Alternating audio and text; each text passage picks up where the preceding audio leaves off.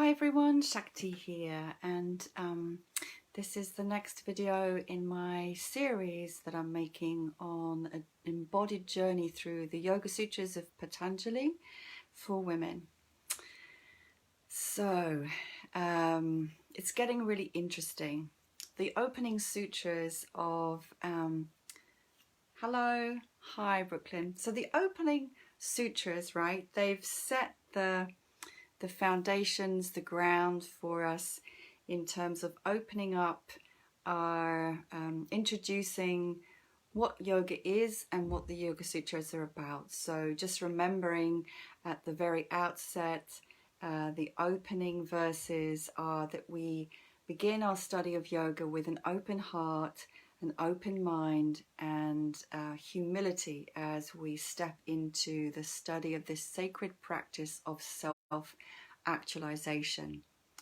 And then the first few sutras, Sutra 2 to 5, have been just kind of setting out a little bit more about what that actually means, that yoga is the union of consciousness in the heart. And then there begins to be this exposition in the sutras of different ways in which we disconnect ourselves from source, in ways in which the fluctuations of the mind and the emotions and our energies take us out of center, really. That's my understanding of it. And things are really getting into the nitty-gritty now as we go on to the 6th and 7th sutra, where they talk about the 5, or Patanjali talks about the 5 rays of consciousness. And I noticed that in the sharing that I want to make today, that I feel a lot of passion rising because there's something very specific I want to share that feels very significant and important to me for all women, for all yoginis, in fact for all yogis, in terms of what yoga is, how we embrace that, how we live that, and this tradition that has been in place for so many centuries that really has needed to be called into question and rebalanced and revised to speak to the reality of women's bodies, women's wisdom, which is written out of yoga, which is written out of ridiculously because obviously the majority of yoga students are female, the majority of yoga teachers are female, and yet still so much of the tradition, the lineage, the teachings, the way it's conveyed and transmitted writes the feminine body and the feminine experience and feminine wisdom out. And this is something that I've personally been grappling with in my own experience as a yoga teacher. I trained in Kundalini yoga and Kundalini yoga and meditation. But before that, I've already been teaching embodied awareness for, gosh, how long was it? 7 years, 10 years before I trained in Kundalini yoga specifically. So I already had a great depth of awareness of embodied wisdom, embodied awareness, and teaching that to women. And it was interesting because when I was sitting in my yoga teacher training, and you know, I have questions arising from that wisdom, that experience of being a teacher and being a woman, you know, and it wasn't encompassed in the teachings that were being shared. B, it was denied, and C, I felt some fear and shame around voicing those things which nobody else was talking about, such as my sexuality, you know, my sexuality. And we were learning how to teach Kundalini yoga, which is all about working with sexual energy, but nobody was talking about sexuality. You know, nobody was talking about the connection between sexuality and relating, and the shadows and the dark material that can come up when we activate our sexual energy, our Kundalini. Anyway, I'm going off on one. That's not really what I wanted to say, but that's what's come through. But there's like a lot that I want to share that I feel so passionate about. So I want to talk about your inner wisdom. See, like when we tune in, I don't teach Kundalini yoga anymore, and the reason that I don't teach Kundalini yoga anymore is that I broke with that lineage and those teachings when I discovered the abuse being perpetrated in that lineage. I now teach my own form, my own practice, Shakti Yoga, which is based in my 17 years of experience of embodied wisdom and embodied awareness. Dance, tantra, yoga, meditation, the whole lot of it. And very interestingly, as I've gone back to my body and my wisdom, and that being the source for my teachings, but also I looked at other women who are doing this and have done this and who have gone before me. And I know many of you will know this amazing work by Uma Dinsmore Thule, who teaches womb yoga. Amazing woman. In her discoveries, and she's done a lot of like really detailed academic research, okay? She discovered that the very roots of yoga actually could have been in global matriarchal societies of Paleolithic origins. Paleolithic? I can't say it right. And that the origins of yoga practice may have been in ecstatic dance and shamanism. And I'm like, so many light bulbs are going off for me, because that is my natural place of being, is in as a teacher of ecstatic dance and embodied awareness and conscious dance and sexual awakening for women. So, you know, it's just like coming full circle back to that innate wisdom that we all have, that is written out of the yoga books and the textbooks and the history books. It's written out, and we're taught to thereby disconnect from our bodies. So we go to yoga, what, to get a better body? And in so doing, we punish our bodies and we push our bodies, we injure our bodies, we try and make our bodies look a certain way. This is all a very masculine way of interacting with your flesh and blood, your body. It's not a loving, feminine wisdom owning way of being in this vessel and discovering the awareness and the spiritual gifts that are available to you when you tune into this body, the feminine body, her womb, her wisdom, her breasts, her heart, her receptivity, her sexual energy, her creativity, right? But let's just go to the sutras, and there's more I'm going to say to it. So the six, let's see, where do we get to? So the fifth sutra, which is what I made the video about last time, kind of says, okay, so your consciousness, I'm paraphrasing now, divides into 5 rays that polarize as pleasant or unpleasant. And then the next 2 verses go into a little bit more detail. So this is all about the mind, okay? So again, very mindy, separating mind from body. This is not what I'm about. I want to bring mind and body together. I want to bring consciousness and body together. So the rays of consciousness manifest as knowledge, misunderstanding, imagination, deep sleep, and memory. For me, this is like quite boring, but there's more that gets more interesting. So in the Sanskrit, pramana viparaya vikalpa nidra smrtaya. So the whole precept, I guess, is that you're going to have to control your mind to experience oneness with source. Of course, the feminine approach is really flipping that whole thing on its head, but let's just go with it for a moment. Okay, verse 7 in the first book. Knowledge embraces personal experience, inference, and insights from the wise. And in Swami Satchidananda's translation, he calls that the sources of right knowledge are direct perception, inference, and scriptural testimony.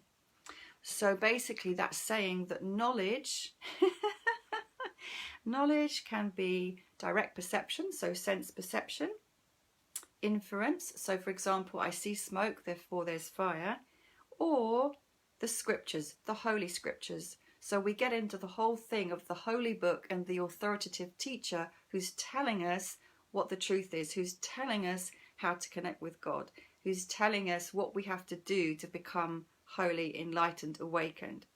Okay, so that's where I begin to get really stirred. I'm going to speak the Sanskrit here of the 7th verse. pratyaksha, anumana, agama, pramanani. So, personal experience.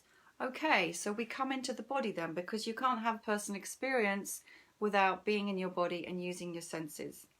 So that's a very embodied experience, direct perception. But of course, most of us, all of us, are not having direct perception because our way of experiencing the world is immediately filtered through our lenses. And I spoke about this in my last video. Our lens of conditioning, our lenses of programming, the lenses that we are taught to look through when we look at the world. So nobody's really seeing the world as it is, although I would say, yes, the practices of yoga and tantra and awakening consciousness are all about polishing this lens, polishing this lens, so I begin to see more clearly. Without the distortion of my preconceived notions, of my judgments, of my assumptions, you know, so I begin to see with less mental disturbance. And so there is a greater clarity that comes. I can speak from personal experience. There's a greater clarity that comes. I don't see that as a point that one ever gets to a fixed point of seeing everything with clarity. But I do see that I've been polishing my lenses. Things are getting clearer, and still, of course, I'm only seeing from my perspective, and everyone has their own perspective, which is equally valid to mine. So there is that. Okay, the second point is inference, and I don't think that really needs going into much. It's like I infer, well, actually, there is one thing that's worth going into. It's, you know, we make assumptions based on having had an experience of something. So the example that they use in the sutras here is you see a cow being milked, you assume all cows produce milk, but then you might make the mistake of going to milk a bull, not realizing a bull is not a cow, and that could be dangerous. So there's also risks, and you know, this is real world, real life, modern day wisdom. It's not you know, it is ancient, but we can bring it into the contemporary, and it's timeless wisdom really, because so many times divisions and difficulties are created in one-to-one relationships, as well as in societies and cultures, when gross generalizations are made about a people, a race, a culture, a creed, a religion, based on your experience with one person or a handful of people. You know, so you see somebody of a particular denomination or description perpetrating a crime, and then you say all so-and-sos are criminals, for example, you know, or just in very simple terms, you have a bad experience with a man or a woman, and then you make the assumption all men are, you follow on. So inference can be a dangerous thing, although sometimes it's useful, so that we don't, obviously the mind has the tendency to do that to make life easier for us. But watch out for those pitfalls. The third point I want to come to, though, which is the one that really interests me in a way, is the reference to holy scriptures or authority, or the reference to wisdom that is passed down by gurus and teachers. And this is where the feminine and the masculine approach really diverge, I would say. And I'm obviously going for the feminine approach here. And I say this again from an informed and experienced place. And also, so there's two things here. I've sat in yoga teacher trainings where I was being told to do things and to believe things and to pass on things that didn't align with my truth. So that's one, but I didn't speak up, and I think that happened for many people. Secondly, I've been in an abusive relationship, so I understand what it is to experience that shutting down and not speaking one's truth, and how that kept me disempowered, unaligned, in a victim state. Okay. Then another point is, for 17 years I've been teaching embodied awareness, sexual awakening, and for women. And in that, of course, it's been my own journey. And so there's been this huge discovery that there's this vast wealth of wisdom, power, sanctity, within me that doesn't come from anybody else. And actually, the only place I can go to really stand in my sovereignty is within. In my Kundalini Yoga teacher training, we were taught to tune in with the mantra Om Namo Gurudev Namo. I bow to the divine teacher within, who eliminates my shadow, or takes me from dark to light, or that which takes me from dark to light. So always acknowledging the inner teacher. But to a certain extent, the way the teacher training is framed, I was still giving away my power. I was still giving away my authority. I was still being following certain teachings or practices that didn't feel right or didn't resonate, or overriding questions I had about, you know, like I said, my sexuality or other aspects of my life and my being. And there's a danger inherent in this which has been exposed, in that pretty much every school of yoga, pretty much every school of tantra, there has been a history now being revealed of ongoing and systematic abuse from the guru down. Also in many spiritual families or soul groups, a similar thing, where there's been this guru-disciple type relationship. So I think that relationship is dead, and that power dynamic is dead. I think that's part of the patriarchy that is dead, and it's also the same power dynamic that is still playing out in our political system right now, that is also dead. And what we're all being asked to do is to find and connect with our inner wisdom and our inner authority. And at the moment, in the patriarchal framework, the feminine is still not recognized or honored or listened to at all. And it's the same in the yoga world. Women flock to yoga classes, and in many cases, not all, there's still a disregard, a disrespect, and where is she? Where's her book?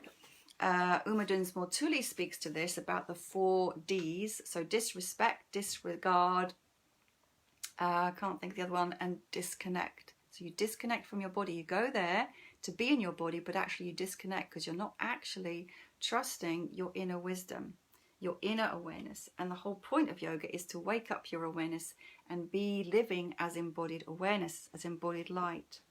So the holy scriptures, the Yoga Sutras would be one of those, the Gitas, the Vedas, all of that. But as Nishala Joy Devi says in this beautiful book, which is, you know, really wonderful, The Secret Power of Yoga by Nishala Joy Devi, because the scriptures were written by men, we all know this, for men, a small group of men at that, segments were lost, truths were omitted, stories reinterpreted, obviously in the context of the very patriarchal framework of the time.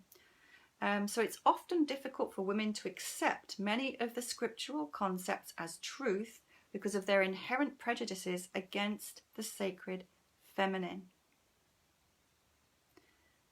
And this is really, really important for us to get, okay? And I just want to read you a quote from Uma Dinsmore Tully's wonderful book, Yoni Shakti, where she references the same, kind of says the same thing, but in different way. Oh gosh, I know I've lost. Okay. So, no outer teacher can come close to the deep sense of right wisdom and understanding that flows through a woman who is absolutely and profoundly connected with her own intuitive understanding. And I'm going to read that again. No outer teacher can come close to the deep sense of right wisdom and understanding that flows through a woman who is absolutely and profoundly connected with her own intuitive understanding.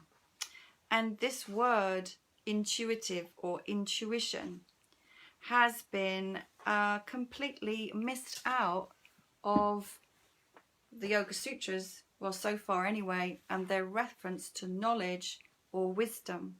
So yes, there is direct perception, yes, there is inference, yes, there is wisdom passed down from wise teachers and gurus, and I don't want to discount all of that wisdom, because of course there is a lot of spiritual wisdom in it. However, we have to recognize that it's partial, often patriarchal, and therefore missing out half of half of the world in the embodied wisdom, moon cycle wisdom, heart wisdom, yoni speaking, trance wisdom, intuitive wisdom that comes through the feminine and the divine feminine, right? That's all missed out, not seen, not understood. And so what a great relief it is when Nishala Joy Devi says, the greatest wisdom is the insights experienced in our own hearts. This is the wisdom we cannot deny.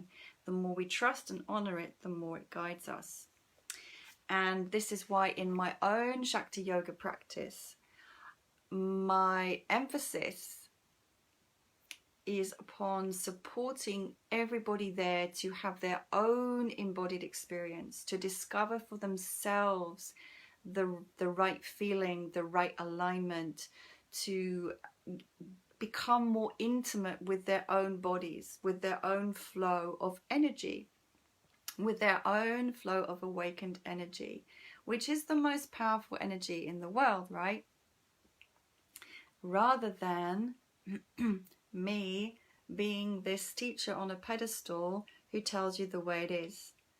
I'm here to support your flowering into your greatest potential and into your deeper intimacy with self, with source, with goddess, with God, with mother, father, God, whatever you want to name that, in your own body, in your own life, in your own heart. There was another quote I had, but I can't find it. And so just to conclude, as a way of making this sutra resonant and meaningful for me and for other women, there's two things. One is, rather than always looking to an outer teacher to be the one to give us the wisdom that we follow, you know, as I've said, this is the time of us all stepping into our own inner authority, sovereignty and power, and being the master, being the wise one, and recognizing that everything we need to know is here. And especially as women, we just need to connect in with our bodies, our sex, our yoni, our hearts. And, you know, the wisdom begins to grow from that inner connection. In my Sexual Awakening and Awakening Shakti courses, you know, we go on to specifically connect with the womb and the yoga, the breasts and the heart, and to channel divine wisdom from those places. You won't get that in a yoga teaching offered by a man, right? And at the same time, we can also look to alternative sources of wisdom and guidance and inspiration that is written by women. So, for example, for me, besides my own inner wisdom, I love to read the channeled wisdom of Mary Magdalene. But there's all kinds of other sources, or you might want to find Mary Magdalene's version of, you know, the parts of her teachings that were cut out of the original Bible, for example, just to give a different perspective. So the most important thing is to find teachings that inspire you, that resonate with you in your heart, in your body, rather than intellectual concepts that stimulate your mind. You know, my mind loves those too, but the whole thing about integrated wisdom and awakening and yoga is about unity. It's about unification, and it's about body and mind as one, sex and spirit as one, God and me as one. And so the mind can really like get off on all of these spiritual concepts, but unless they're integrated, into my very being, it's well, it's something, but it's not the whole, and it can also be quite dangerous. So I'm going to conclude with a little reading from a channel who channels Mary Magdalene. So this is Mary Magdalene's voice speaking. Beloved, there is an idea that the world is an illusion. Whatever level of consciousness you have attained will be reflected in your outer world, like a mirror reflects your image. Whatever consciousness you hold will determine the form you experience in your outer reality.